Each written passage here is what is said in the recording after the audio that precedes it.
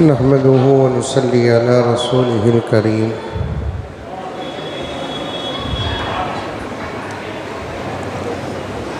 أما بعد فأعوذ بالله من الشيطان الرجيم بسم الله الرحمن الرحيم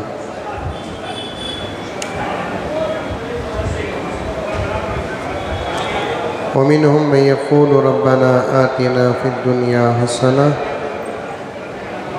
وفي الآخرة حسنة وقنا عذاب النار صدق الله مولانا العظيم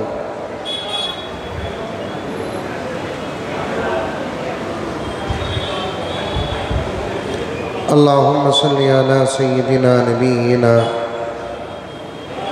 مولانا محمد وعلى آل سيدنا نبينا مولانا محمد وبارك وسلم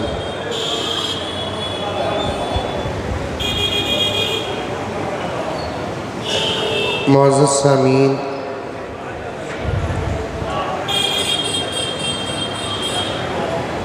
پوری محبت کے ساتھ ایک مرتبہ درود شریف پڑھ لیں۔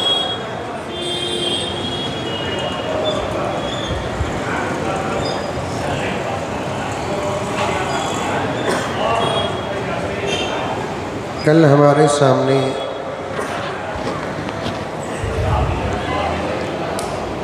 دوسرے کلمے کی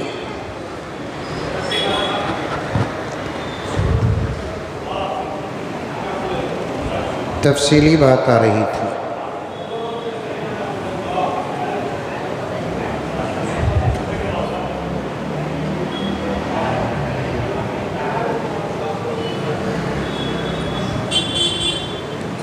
دوسرے کلمے کے دو حصے ہیں۔ دوسرے کلمہ کا نام کلمہ شہادت ہے۔ پہلے کلمے کا نام کلمہ طیب ہے۔ پہلا کلمہ ذاتاً کلمہ ہے۔ دوسرے کلمے میں ہم لوگ پہلے کلمے کا اقرار کرتے ہیں۔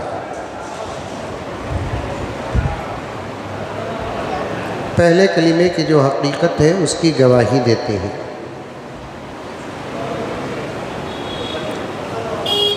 پہلے کلمے کی جو حقیقت ہے اس کو ہم مانتے ہیں اور کہتے ہیں کہ ہم گواہی دیتے ہیں کہ اللہ کے سوا کوئی معبود نہیں۔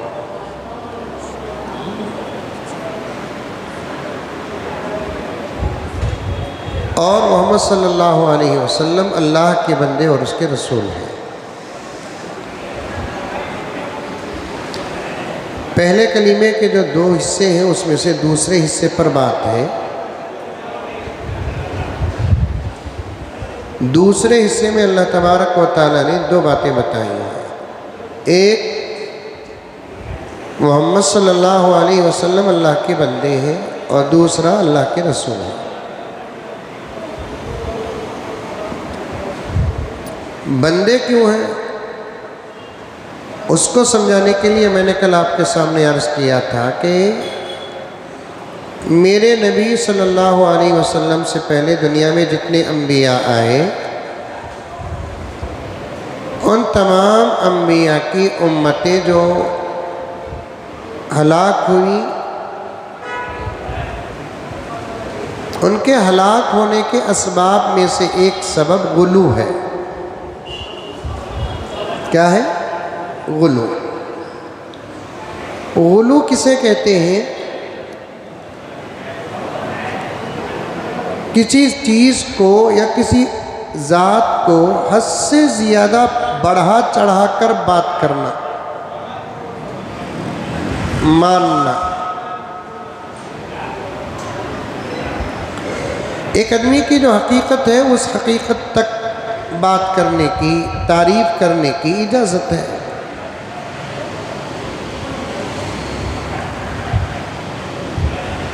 اور ایک بات بھی عرض کرتا چلوں کہ سامنے والے کی تعریف کرنا گناہ نہیں ہے۔ سامنے والے کی غیبت کرنا، اس کی برائی کرنا گناہ ہے۔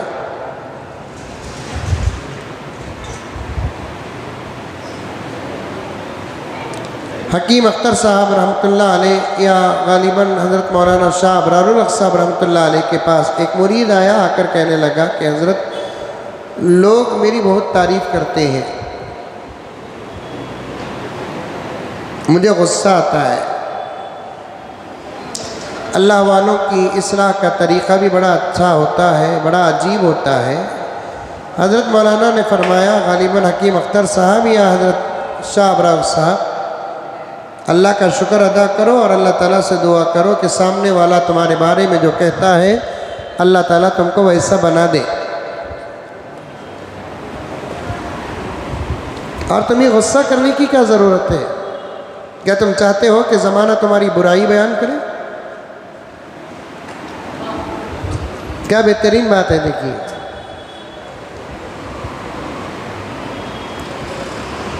اور آیت جو میں نے تقریباً دوسرے تراویح سے جو پڑھتا آ رہا ہوں، ابھی میں نے اسے شروع ہی نہیں کیا، اس کی تفسیر میں بھی یہی آتا ہے، سامنے والا اگر آپ کی تعریف کرتا ہے، ایک حد تک تعریف کرتا ہے، دائرے کے اندر تعریف کرتا ہے، تو اللہ کا شکر ادا کرو اور اللہ تعالیٰ سے دعا کرو کہ اللہ تعالیٰ مجھے ویسا بنا دے۔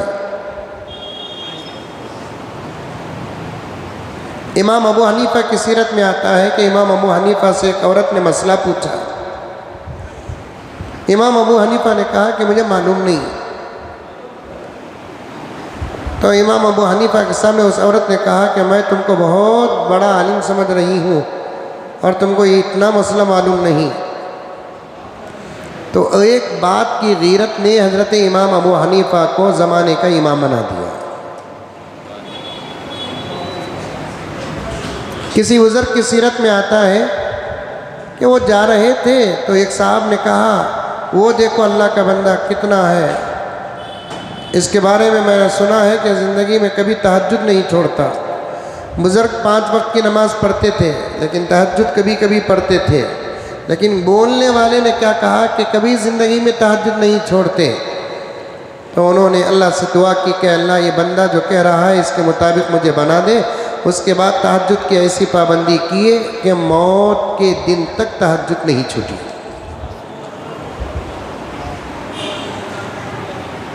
حدیث پاک میں آتا ہے کہ سامنے والا جب تعریف کرتا ہے تو اس کے منہ میں مٹی ڈالو، ایک طرف یہ بات ایک طرف وہ بات، دونوں کو جوڑ کر یہ کہا جائے گا کہ یقیناً جو جھوٹے جو تعریف کرتے ہیں نا ان کے منہ میں مٹی ڈالنا ہے۔ اللہ والے جو تعریف کرتے ہیں نا، جب اللہ والے تعریف کرتے ہیں، اللہ کے نیک بندے تعریف کرتے ہیں، خلوص سے کوئی تعریف کرتا ہے، تو اس صورت میں سب سے پہلے ہم کو اللہ کا شکر ادا کرنا اور دعا کرنا، اے اللہ مجھے اس کے کہنے کے مطابق بنا دے۔ وہی نو سنت پر بڑا عمل کرتے ہوئے اللہ تعالیٰ سے دعا کرنا کہ اللہ اس کے نگاہوں میں میرے 2-4 سنتیں نظر آ رہی ہیں، انہیں میری تعریف کر رہا ہے، اے اللہ مجھے ایسے بنا دے کہ میری پوری زندگی سنت کے مطابق بن جائے۔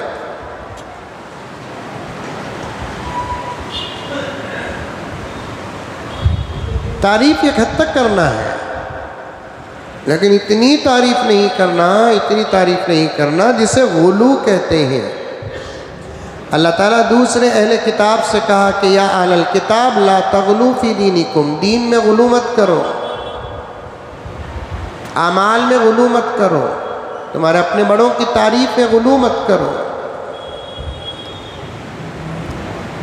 یہ غلو کی بات میں کل میرے سامنے ایک بات آئی تھی کہ عیسیٰ علیہ السلام بن باپ کے پیدا ہوئے۔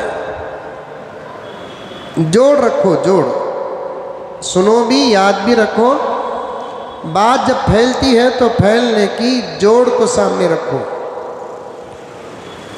عیسیٰ علیہ السلام کیا ہوئے؟ بغیر باپ کے پیدا ہوئے، اللہ کی قدرت میں سے ایک، اور اللہ کے لیے کوئی یہ بات تعجب کی بھی نہیں ہے۔ اللہ تعالیٰ چاہے تو لاکھوں بچے پیدا کر سکتا ہے بن باپ کے، کروڑوں بچے پیدا کر سکتا ہے بن باپ کے، لیکن صرف حضرت عیسیٰ علیہ السلام کو ہی بن باپ کے اس لیے پیدا کیا کہ اگر یہ سلسلہ اللہ تبارک و تعالیٰ کا جاری ہوتا تو کچھ لوگ اس میں غلطیاں کر کے کہتے کہ بھائی ہمارا بچہ بھی اللہ کی قدرت کی نشانی ہے۔ یہی لکھا ہے تفسیر میعاد میں دیکھ رہا تھا۔ ایک کو اللہ تبارک و تعالیٰ پیدا کیا ایسے، پھر اس کے بعد پیدا نہیں کیا تو اللہ کی قدرت سے باہر تھی بات، ایسے نہیں، پیدا کرتے اللہ تبارک و تعالیٰ، لیکن یہی بات جاری ہوتی تو سچے بچے جو اللہ کی قدرت سے پیدا ہوئے تو ہوئے، کچھ لوگ گناہ کر کے بچے پیدا کر کے کہیں گے کہ ہمارا بچہ بھی قدرت کی نشانی ہے۔ قدرت ثابت کرنا تھا اللہ تبارک و تعالیٰ کو، اللہ تعالیٰ نے قدرت ثابت کر دیا۔ بن باپ کے بھی میں بچے پیدا کر سکتا ہوں، بن ماں کے بھی میں بچے پیدا کرتا ہوں، بن ماں باپ کے بھی میں بچے پیدا کر سکتا ہوں۔ تو اللہ تبارک و تعالیٰ نے نظام اور نصاب کو پورا کر کے بتا دیا، لیکن عام نظام جو ہوگا کہ ایک بچہ پیدا ہوگا تو کسی نہ کسی مرد کی اور عورت کی محبتوں کے صدقے ہی پیدا ہوگا۔ وہ ایک بچہ تھا جو بن باپ کے پیدا ہوا تھا، وہ حضرت مریم علیہ السلام کی کرامت تھی، خود حضرت عیسیٰ کا معجزہ تھا، وہ اللہ کی قدرت تھی۔ اب اس کے بعد اگر آج دنیا میں کوئی بچہ پیدا ہو جائے اور ایک لڑکی یا عورت سے پوچھے بچے کیسے پیدا ہوئے، شادی تیری نہیں ہوئی نا، اب وہ نہیں کہہ سکتی کہ جا کر اللہ سے پوچھو، یہ اللہ کی قدرت کی نشانی ہے، نہیں، وہ ایک بچہ تھا، اس نظام پر پیدا ہوا، اس کے بعد اللہ تبارک و تعالیٰ اس نظام کو بند کر دیے ہیں تاکہ آئندہ گنہگاروں کے لیے دروازہ نہ کھلے۔ آئی بات سمجھ میں؟ حضرت عیسیٰ علیہ السلام کے پیدا ہوتے ہی یقیناً کچھ لوگ، کچھ کیا پورا زمانہ مریم کے مخالف ہو گیا، باہر بھی تبصرے ہو رہے تھے اور اندر بھی جماعت در جماعت آ کر مریم کی والدہ کو، مریم کے والد کو پوچھنے لگے، ذمہ دار خود آنے لگے۔ قرآن پاک میں ذمہ داروں کی آمد کا تذکرہ ہے، آ کر مریم سے پوچھتے ہیں، یا اختہ ہارون، اے ہارون کی بہن۔ اس کی ایک الگ تفسیر ہے، میں جانا نہیں چاہتا۔ ما کان ابوک امرأ سوء وما کانت امک بغیہ، اے مریم خود تیرا پیدا ہونا ہمارے لیے شان کی بات تھی، تو عمران کی بیٹی ہے، زکریا علیہ السلام کی تو بھانجی ہے، اور تیری جوانی، تیرا بچپن، تیری جوانی، تیرا تقوی، تیرا پردہ، تیری پاکیزگی، تیری طہارت ہمارے پورے علاقے میں مشہور ہے۔ تیرا وقت تو سب سے زیادہ بیت المقدس میں گزرا، تیرے واسطے سے ہم لوگ دعا کرتے، اللہ تعالیٰ دعا قبول کرتے، تیرے وسیلے سے ہم دعا کرتے، اللہ تعالیٰ دعا قبول کرتے۔ اور ایک بات بیچ میں آ رہی ہے، سنتے جاؤ میرے پیاروں، کہ اللہ والوں کے واسطے اور وسیلے سے اگر کوئی اللہ کا بندہ دعا کرتا ہے، اللہ تعالیٰ اس کی دعا کو قبول کرتے ہیں۔ جتنا مانگنا ہے مانگو اور اللہ تعالیٰ سے دعا کرو کہ اللہ میری اس دعا کو تو اپنے فضل سے قبول کر لے، اے اللہ میری دعا کو تو تیرے حبیب کے صدقے قبول کر لے، اے اللہ میری دعا کو تو ہمارے اپنے ماں باپ کے واسطے وسیلے سے قبول کر، اے اللہ ہماری دعا کو تیرے نیک بندوں کے واسطے اور وسیلے سے دعا کر۔ ایک جماعت ہے جو واسطے اور وسیلے کو دعا میں مانتی نہیں، لیکن اہل سنت والجماعت کا عقیدہ ہے کہ اللہ تبارک و تعالیٰ کے پاس دعا قبول کرانے کے لیے واسطہ لینا بھی جائز ہے۔ قرآن پاک کا اشارہ ہے، یا ایھا الذین آمنوا اتقوا اللہ وابتغوا الیہ الوسیلہ، ایمان والو اللہ تعالیٰ سے ڈرو اور اللہ کے پاس اپنی دعاؤں کو قبول کرانے کے لیے وسیلے بھی تلاش کرو۔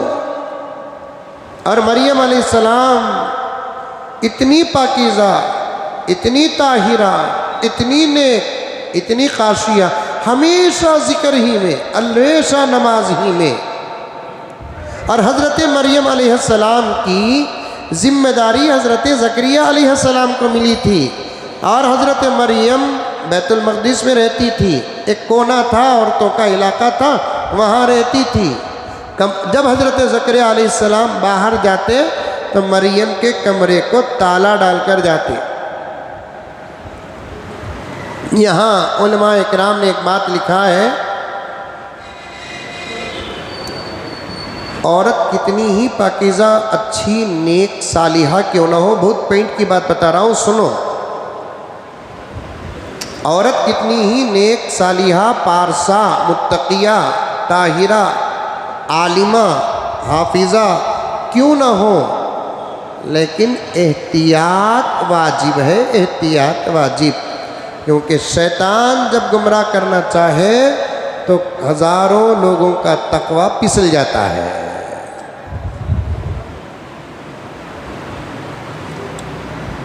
داؤد علیہ السلام کی سیرت میں بھی آتا ہے، جب وہ گھر سے باہر جاتے بیوی گھر کے اندر رہتی، گھر تالا ڈال کر جاتے تھے۔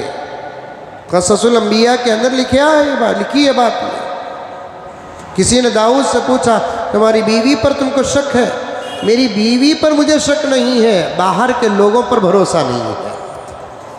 جواب دیکھیے کتنا اچھا، میری بیوی پر مجھے شک نہیں ہے، وہ تو ایک پیغمبر کی ماں ہے۔ داؤد کے بیٹے سلیمان، داؤد بھی پیغمبر، سلیمان بھی پیغمبر۔ فَلَقَدْ آتَيْنَا داؤد وسلیمان، آیا نہیں آیا؟ اللہ تعالیٰ داؤد علیہ السلام کو بھی نبوت عطا کی اور سلیمان علیہ السلام کو بھی نبوت عطا کی، ان کو بھی بادشاہت، ان کو بھی بادشاہت۔ اور سلیمان علیہ السلام کی بادشاہت تو بہت بڑی تھی، 4 بڑے بادشاہ گزرے ہیں جن کی حکومت ساری دنیا میں تھی، ان میں سے ایک حضرت سلیمان علیہ السلام جن کی حکومت ساری دنیا میں تھی۔ بہت پرانی پڑھی ہوئی باتیں اس وقت یاد آ رہی ہیں۔ داؤد علیہ السلام نے کہا میری بیوی پر میں کیا شک کروں، میری بیوی تو ایک پیغمبر کی ماں ہے، پیغمبر کی بیوی کا صحیح ہونا ضروری نہیں، لیکن پیغمبر کی ماں کا صحیح ہونا تو ضروری ہے، کیونکہ حضرت نوح کی بیوی صحیح نہیں تھی، مشرکہ تھی، لیکن ایک پیغمبر کی ماں ہے، میری بیوی بہت اچھی ہے، پیغمبر کی ماں ہے اور میری بیوی بھی ہے، میں تالا اس لیے ڈال رہا ہوں کہ میری بیوی پر تو شک نہیں ہے لیکن باہر کے لوگوں پر بھروسہ نہیں ہے۔ دروازہ کھلا رہنا، باہر کا مرد اندر زبردستی آ جائے اس میں بھی خطرہ ہے، زبردستی نہ آئے، گزرتے گزرتے غیر مرد کی نگاہ گھر کے اندر پڑنا بھی غیرت کے خلاف ہے۔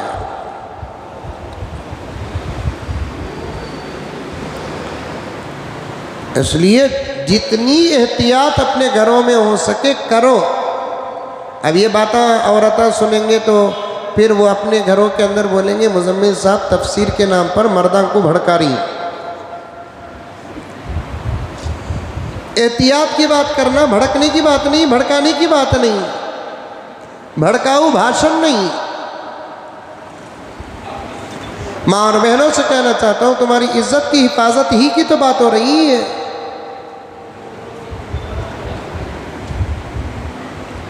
آبرو تمہاری سب سے بڑا سرمایہ ہے۔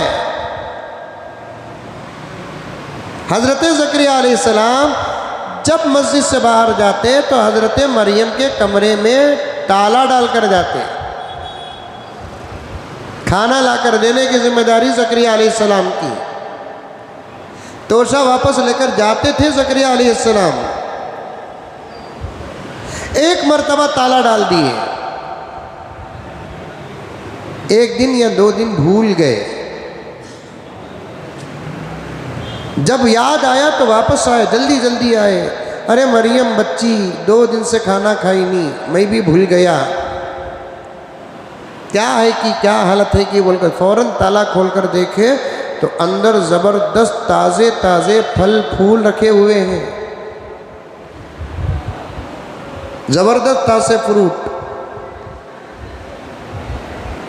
حضرت زکریا علیہ السلام نے پوچھا کہاں سے آئی؟ باہر تالا تھا، ایک چابی تیرے پاس بھی ہے کیا؟ تو حضرت مریم نے کہا کہ زکریا علیہ السلام سے کہ ماما بندہ بھولتا ہے رزق پہنچانے کے لیے، خدا بھولتا نہیں۔ خالت ہوا من عند اللہ، میرے کمرے میں تو کھانے کے وقت اللہ پہنچایا۔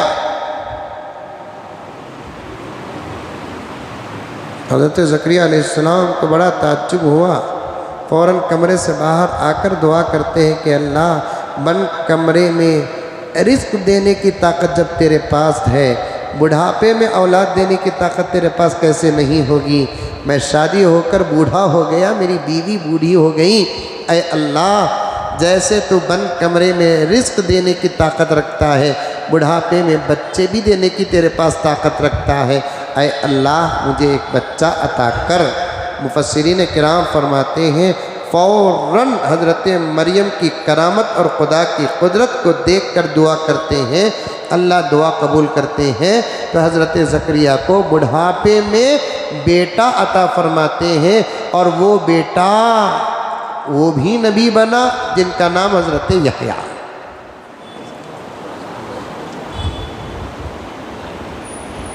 واسطے وسیلے سے تو دعا کر سکتے ہیں نا۔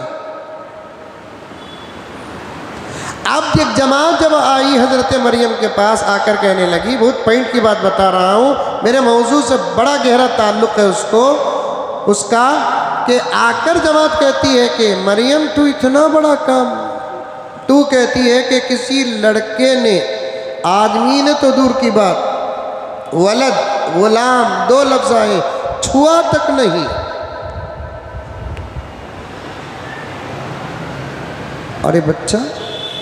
مریم ڈر رہی تھی، اللہ کا حکم تو پہلے ہی آ کر تھا، آ کر پوچھے تو بچے کی طرف کہہ دینا، آ کر پوچھے تو بچے کی طرف اشارہ کر دینا۔ مریم نے کہا کہ میں روزہ ہوں موکا، میں آج کسی سے بات نہیں کر سکتی، تم ذمہ دار ہیں، تم آئے ہیں، اب میرے بارے میں، میرے بچے کے بارے میں تم پوچھ رہے ہو اشارتاً، ایک کام کرو کہ یہ سوال مجھ سے کرنے کے بجائے میرے بچے ہی سے کر لو۔ فاشارت الی، مریم نے اشارہ کر دیا، اس سے پوچھو، جھولی میں سویا ہے نا بچہ، اس سے پوچھو، میں لاکھ قسمیں کھاؤں تم بھروسہ نہیں کرو گے، بڑی سے بڑی قسم کھاؤں، اور سب سے بڑی قسم اللہ کی ہے۔ لوگ سمجھتے ہیں ماں کی قسم بڑی ہے، باپ کی قسم بڑی ہے، بیوی کی قسم بڑی ہے، بچوں کی قسم بڑی ہے، نہیں، سب سے بڑی قسم اللہ کی ہے۔ اور آج کا زمانہ ایسا ہے کہ اللہ کی قسم کھائے تو یقین نہیں آتا، اماں کی قسم کھائے تو یقین آتا، سر میں ہتھوڑی مارنا، اللہ کی قسم کھائے تو بھروسہ نہیں آتا، بابا کی قسم کھائے تو بھروسہ آتا ہے۔ اللہ ایسا پکڑنا پکڑیں گے دنیا کی کوئی طاقت بچا نہیں سکے گی، نہ دنیا میں نہ حشر کے میدان میں۔ سب سے بڑی قسم جو ہے وہ اللہ کی قسم ہے۔ اور حضرت مریم کہتی ہے میں قسمیں کھاؤں تم بھروسہ نہیں کرو گے، تمہارا سوال بھی تمہاری عقل کے مطابق صحیح ہے، اور میری زندگی بھی پاکیزہ ہے۔ اب تمہارے اور میرے درمیان میں جوڑ ہونا ہے، تمہارے سوال کا تمہیں جواب ملنا ہے، اور میری صفائی کی تم سند دینا ہے۔ اور یہ بات سمجھ میں، تمہارے سوال کا تم نہ جواب ملنا، ایسا جواب ملنا کہ تم کو گارنٹی ہو جائے، یقین آ جائے تم کو جواب پر، اور مجھے بھی آپ کی طرف سے اطمینان ہونا چاہیے۔ ایک تو اللہ کی طرف سے مجھے اطمینان ہو گیا ہے، جب اللہ تعالیٰ نے اپنی قدرت کے لیے مجھے انتخاب کیا تو مجھے زمانے کا ڈر نہیں ہے، زیادہ سے زیادہ کیا کریں گے تم، یا تو ماریں گے یا تو گاؤں سے باہر کریں گے، میرے بچے کو بھی مار دیں گے۔ اور ایک بات یاد رکھو کہ مجھے مار سکتے ہیں تم، لیکن میرے بچے کو نہیں مار سکتے۔ جس کو اللہ تعالیٰ نے اپنے قدرت کا نمونہ بنایا ہے اسے دنیا کی کوئی طاقت ختم اور مٹا نہیں سکتی۔ تمام گفتگو ہو رہی ہے وہاں پر کمرے میں، یا نہیں تو مجھے میرے بچے کو گاؤں سے باہر کریں گے۔ ایسے واقعات تو ہوئے ہیں گاؤں سے باہر کرنے کے، اور اللہ تبارک و تعالیٰ نے یہ نہیں کہا کہ میں شہر والوں کو ہی رزق دوں گا، قریہ والوں کو نہیں دوں گا۔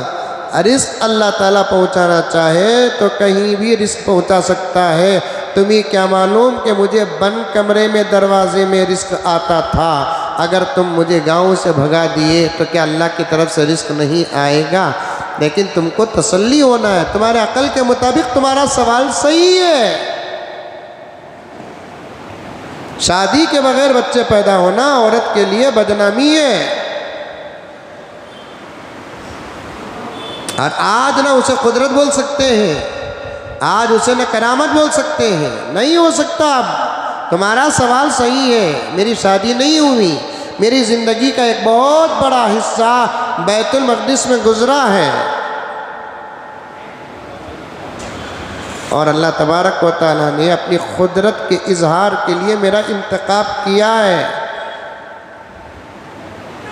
میں غسل کے لیے جا رہی تھی، جبرائیل آئے، میں نے ان کو اندر آنے سے روکا، انہوں نے کہا کہ میں فرشتہ ہوں، میرے اور عورتوں کے درمیان میں پردہ نہیں ہے، ہم کچھ کرتے بھی نہیں اور ہم سے کچھ ہوتا بھی نہیں۔ یہ جملہ آپ جتنا سمجھ سکتے ہیں سمجھ جائیے، میں کھول کر بیان کروں تو فرشتوں کے شان میں گستاخی ہوگی۔ اللہ نے ہمارے اندر جذبات رکھا نہیں، ہمارے اندر شہوت رکھا نہیں، ہمارے اندر اطاعت رکھا ہے، ہمارے اندر خدمت رکھا ہے۔ ہم پیدا ہوئے ہیں تو اللہ کی خدمت کرنے کے لیے، اللہ کی اطاعت کرنے کے لیے، اللہ کی عبادت کرنے کے لیے۔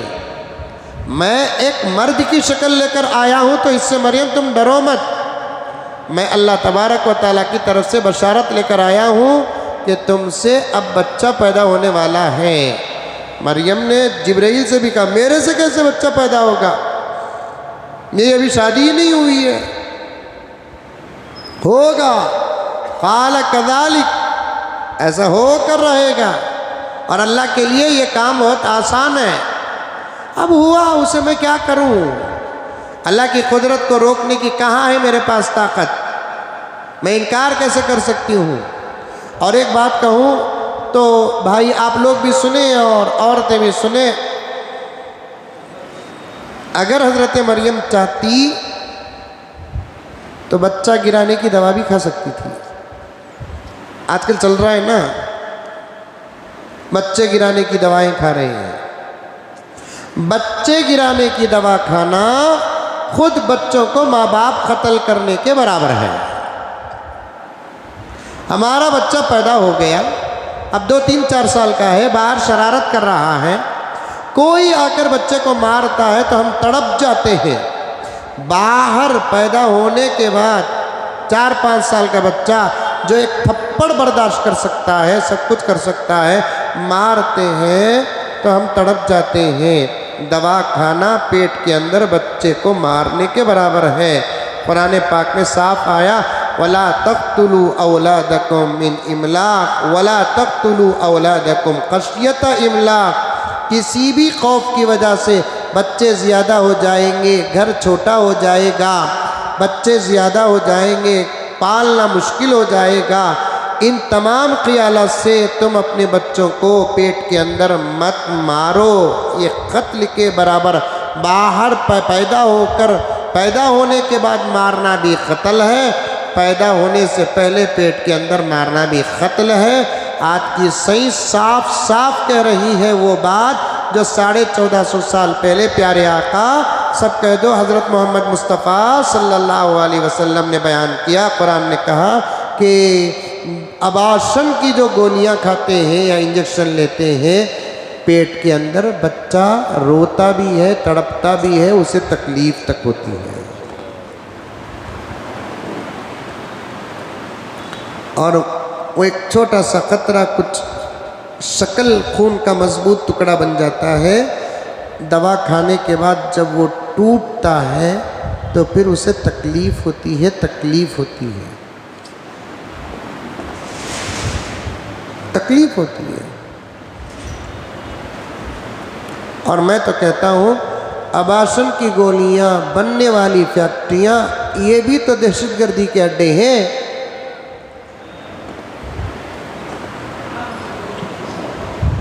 ایک بام ڈال کر 10 15 20 25 لوگوں کو جان سے مارنا، اسے کہتے ہیں دہشت گردی،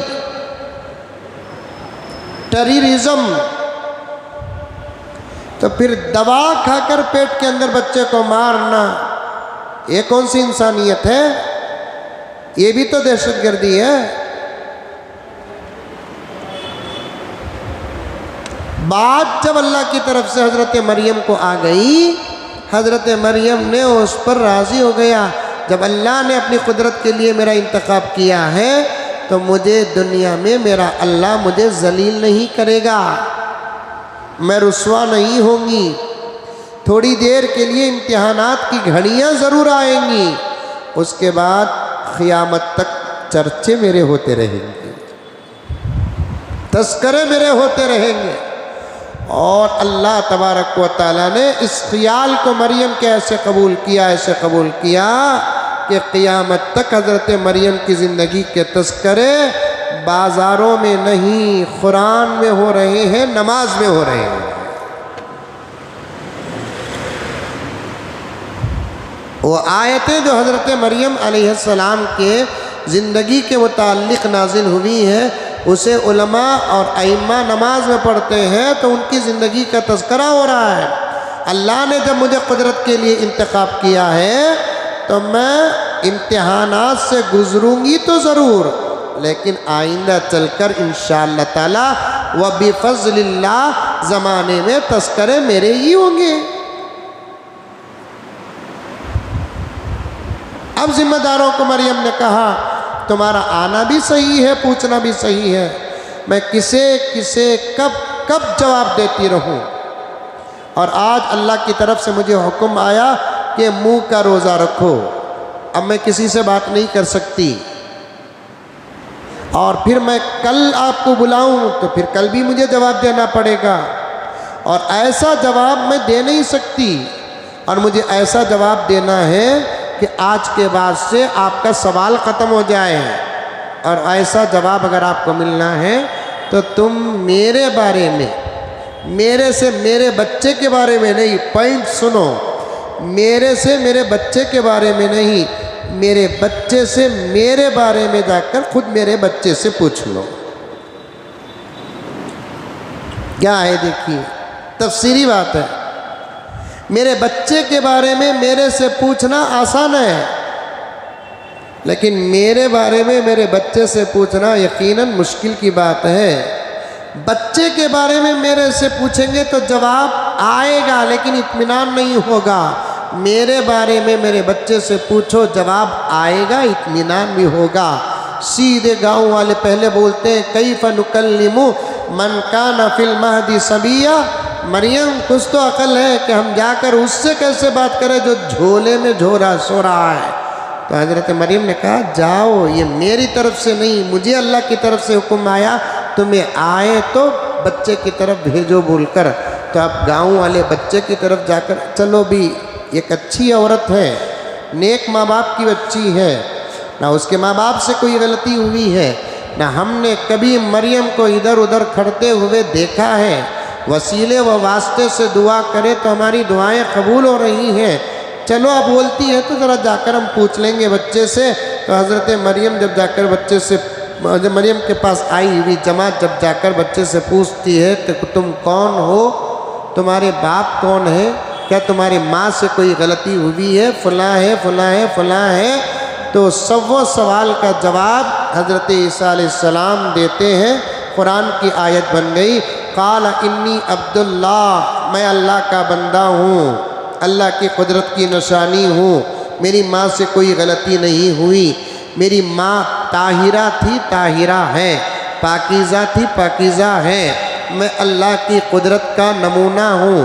اللہ اپنی قدرت کا نظام و نصاب پورا کرنے کے لیے یہ بھی دنیا والوں کو بتا دیا کہ اگر وہ چاہے تو کسی کو پیدا کرنے کے لیے باپ کا محتاج نہیں ہوتا، ڈائریکٹ پیدا کرنے کی اس کے پاس طاقت ہے۔ اللہ نے مجھے ڈائریکٹ پیدا کیا ہے، لیکن آپ یہ نہ سمجھنا کہ ڈائریکٹ پیدا اللہ تعالیٰ مجھے پیدا کیا ہے تو میرا باپ اللہ ہے، یہ نہیں سمجھنا، میں اللہ کا بندہ ہوں، انی عبداللہ، بے شک میں اللہ کا بندہ ہوں۔ اور دوسری بات، اللہ تعالیٰ پیدا کر کے عام انسان نہیں بنایا، وجعلنی نبیا، مجھے نبی بھی بنا دیا، بنائے گا نہیں، یجعلنی نبیا نہیں، ایک عربی گرامر ہے، علماء بیٹھے ہوئے ہیں، یہ نہیں کہا حضرت عیسیٰ علیہ السلام نے میں اللہ کا بندہ ہوں، قدرت کا نمونہ بن کر پیدا ہوا ہوں، جب میں جوان ہوں گا اللہ تعالیٰ مجھے نبی بنائیں گے۔ یہ نہیں کہا، حضرت عیسیٰ نے کہا کہ میں قدرت کا نمونہ ہوں، اللہ تعالیٰ نے اپنی قدرت سے مجھے پیدا کیا، میں اللہ کے بندوں میں سے ایک بندہ ہوں، اور اللہ تعالیٰ ابھی اسی وقت مجھے نبوت بھی عطا کر دیا۔ صرف نبوت عطا نہیں کیا، یقین نہیں آیا تو آگے سنو، اللہ تعالیٰ نے مجھے کتاب بھی دے دیا۔ کسی نبی کو کتاب 40 سال کے بعد ملی، کسی نبی کو کتاب 60 سال کے بعد ملی، عیسیٰ کو تو کتاب بچپن میں ہی میں مل گئی۔ وَجَعَلَنِي نَبِيًّا، اللہ تعالیٰ نے مجھے نبی بھی بنا دیا، آتانی کتاب بھی دیا۔ اگر نہیں مانو گے تو میں صرف تم سے بات نہیں کروں گا، اللہ کی کتاب پڑھ کر بھی سناؤں گا۔ لیکن عجیب لوگ تھے عیسیٰ کی امت کے، لمبی ہو رہی ہے بات، عجیب لوگ تھے عیسیٰ کی امت کے، عیسیٰ کو نبی بھی تو مان لیے، عیسیٰ کی کتاب کو بھی مان لیے، لیکن عیسیٰ کو اللہ کا بندہ نہیں مانے، اللہ کا بیٹا مان دیے، اسی کو غلو کہتے ہیں۔ آئی بات سمجھ میں؟ جوڑ سمجھ میں آیا؟ کنیکشن سمجھ میں آیا؟ عیسیٰ کو نبی بھی مان لیے، عیسیٰ کی کتاب کو بھی مان لیے، عیسیٰ کو بندہ نہیں مانے، کیونکہ اس زمانے میں ایسا کوئی بچہ نہیں جو قدرت کا نمونہ بن کر پیدا ہوا ہے۔ نبیوں کو بندہ ماننا۔